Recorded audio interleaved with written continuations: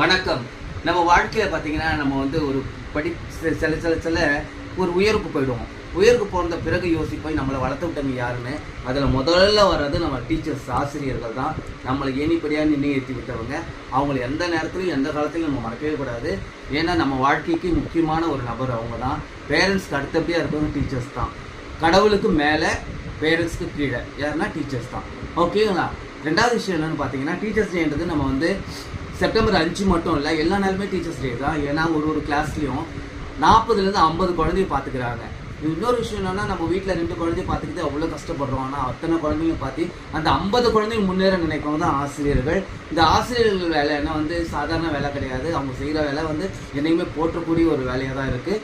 எந்த நேரத்துலையும் வந்து அவங்கள என்ன பண்ணலாம், ப்ரைஸ் பண்ணலாம் டீச்சர்ஸை. நம்ம வந்து ஒரு நிலைமைக்கு போயிட்டு கூட நினச்சி பார்ப்போம். இன்னும் நம்ம படிக்கிற காலத்தில் டீச்சர்ஸ் நிறைய என்ன பண்ணுவோம், நம்ம அவங்க சொல்கிற பேச்செல்லாம் கேட்கும்போது கஷ்டமாக இருக்கும்.